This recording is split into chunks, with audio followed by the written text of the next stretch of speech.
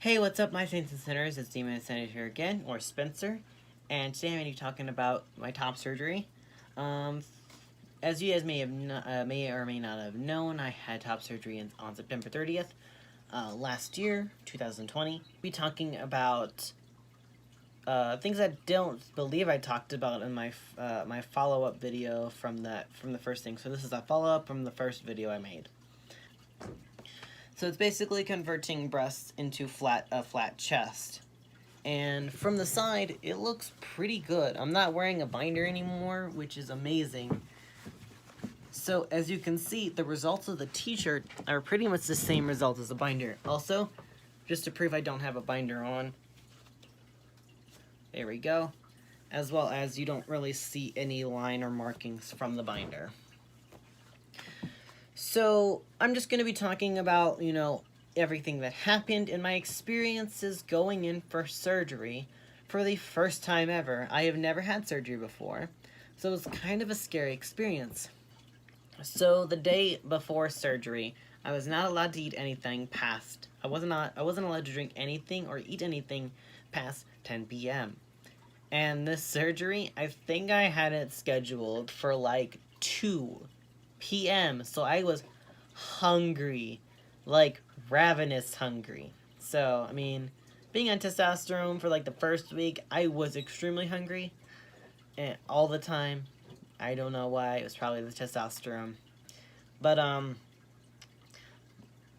I was allowed to drink 12 ounces of apple juice before the surgery, which I sipped on. I sipped on that just to stimulate my brain, like my stomach thinking I'm eating something. And then I just drank it all. And then my mom picked me up. She came home from work. She picked me up, took me to this area for surgery, and then wrote down her contact information. And then she drove home to work on her things. This was going to be I believe it was a 2 to 3 hour process. I'm just I really wanted to see my reaction when I came out of it, but it happened and I'm not allowed to say that. Also, I have to bleep that. I just realized I'm gonna have to bleep that because if I say I'm going to get in trouble for using that word.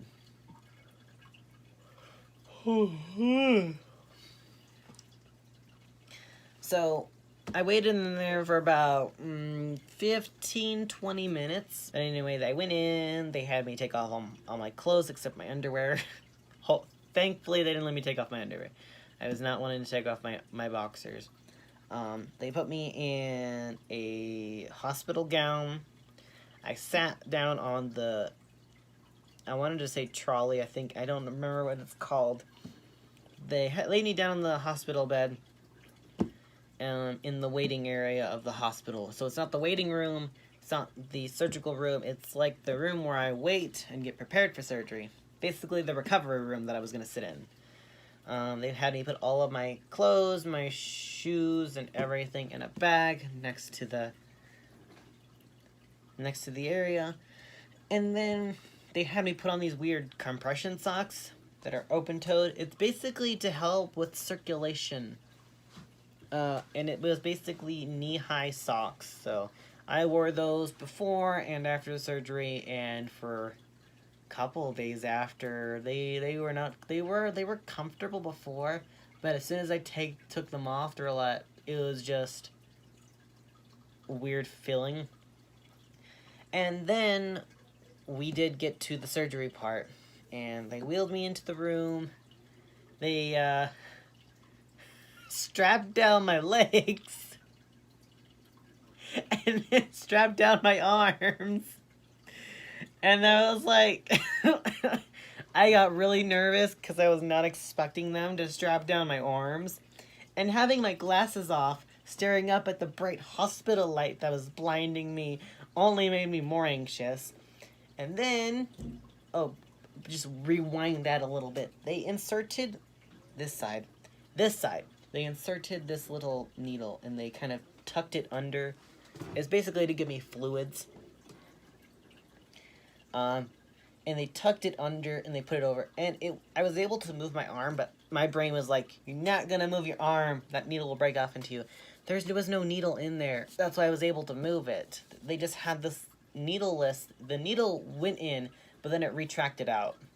And it basically just held this thing in my arm and it just allowed me to get fluids the right way. So I was just sitting there, spread out, and then they took, I'm assuming anesthesia or anesthetics. I have no idea what they used, but I can tell you right now, I have never been on anesthesia before, and no one warned me about the feeling that took place before. So when I was laying there, I was just talking to them about how nervous I was. And I started like feeling this like tingling sensation working up my arm. And then it just kind of like tingled up to my face. And when I was like going out, my vision like started like getting fuzzy. And then I fell asleep. And then I woke up instantly. It felt like instantly. I don't even know what happened. Like, I felt like 2 minutes passed by. And then I woke up. They were like waking me up because I guess I was really hard to wake up because I've never been on anesthesia before. And then I just keep saying and then. I woke up. I was still strapped down. And then they removed the straps. Had me on, there we go, the gurney. They had me on the gurney. And then they reeled me back into my recovery room. And I was just sitting there, and someone was just giving me water and food and crackers. My mouth was so dry, and my throat hurt because they stuck a tube down my throat to make sure, you know, I didn't suffocate or stop breathing. And they were so dry, and it was like nearly impossible to swallow, so I took little nibbles and nibbles. And they gave me apple juice, I think they gave me. And I was just sipping on the apple juice, just holding it with both my hands. And then they helped. I think they helped me get dressed. Yeah, they did help me get dressed because I was so out of it. They helped me get my pants on, my shoes on over. Basically, put socks on over my feet that had the compression socks on. Then my shoes on me, then my shirt. And then I had a button-up shirt. I used one of the Hawaiian style shirts I had. They put that on, and then they gave me my lanyard, which they gave me for being able to shower. I was able to shower with it, so that way that I can have the tubes with it in there, and didn't shower with it on. And then they put me in a wheelchair and then wheeled me out. And then I believe I was just like talking nonstop about I'm hungry, I want Wendy's. It was a weird experience. And then they got me into my mom's car. They told them, it's like, all right, no labor activities, like, you know, all that stuff that's like important. It's not nonsense, but it's nonsense to me because I'm not that stupid, but they do have to say that because some people are stupid. So we're just going to be like, and then I clocked out, got home, she pulled me out of her car, helped me waddle to the house, and then she put me onto the couch, and then she asked me, what do you want? Because I wanted to sleep in the living room. Praise to my mother dealing with my drugged out ass, alright? Big props to Mom, alright? If you want to give her a nickname, call her the Bat Mom because she loves bats. It's like blanket, both pillows, my little, it's blanking me. It's from Spirited Away, that white dragon. It's a neck pillow that I have. And then I'm like, shark plushie. I have a big shark plushie. For anyone who cares, this is what it looks like. And I feel so bad she had to take care of me. But she's like, don't worry about it. And in the middle of the night, I'm like, Mom. I'm not even yelling, just, Mom. Mom, and she's like, rolls over, and she's like, what is it? And I'm like, I need to go to the bathroom. Like a baby, like a child.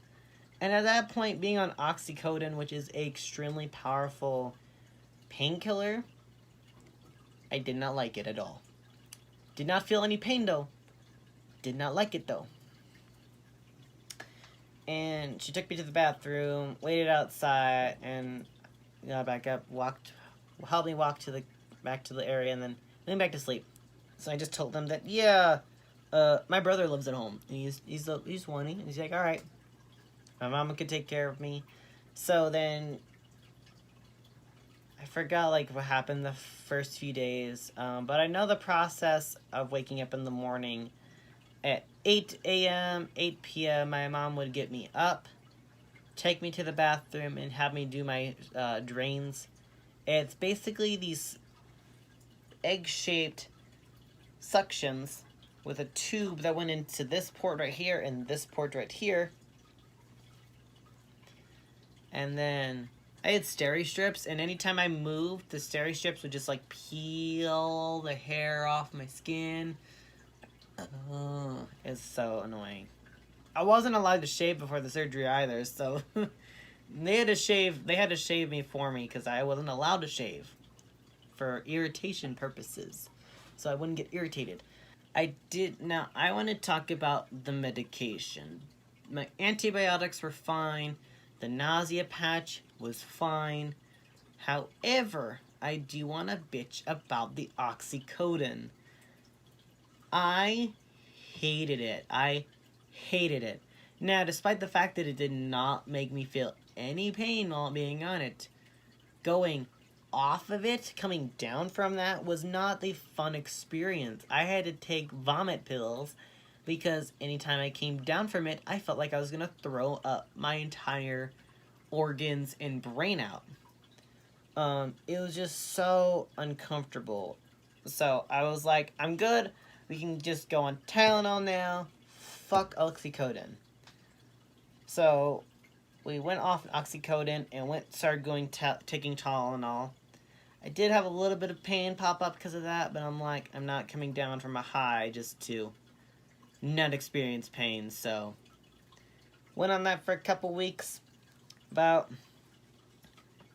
a week and a half, my drains stopped like working because I didn't have any more fluids that were popping up here.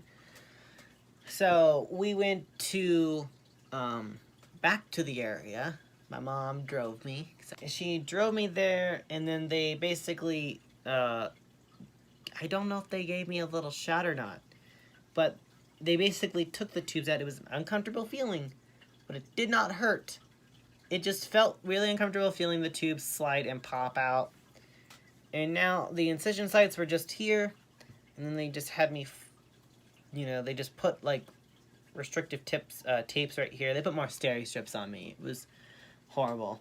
And there's like, all right, these steri strips that you have here, don't rip them off. However, if they do start peeling, you can slowly peel them off. Just don't like rip them off. If it hurts, don't touch them. And it was a dissolvable stitching, so that made me happy, except for the stitches that were holding the tubes in place. Yeah, I'm not going to talk about the blood part at all. It was just disgusting. It smelled gross, too. And then, now we're at this part, and now I am extremely happy. Looking at myself in the mirror, I don't feel any dysphoria up here. I have no dysphoria from here. Well, technically it would be my stomach area to here at all. No dysphoria. Now I just need to deal with this. And other than that, I do have an Adam's apple now, but it's not noticeable because my neck is fat. As you can I know you can't see it. There we go. You can't really see it. My neck is too thick for that. But the other processes of a testosterone, the surgery results, just gives me high hopes for my final surgical procedure. And I honestly hope that it turns out amazing. And if it doesn't, I'll still be happy. I am very happy of how far I've come. And if you guys want to see more videos where I'm talking about, you know, trans and being gay and all the shit and fun stuff that came with it, be sure to let me know down in the comments section below. Hit the like button if you want to show your support to the channel, as well as subscribe if you are interested in any other content that I create. I create gaming videos.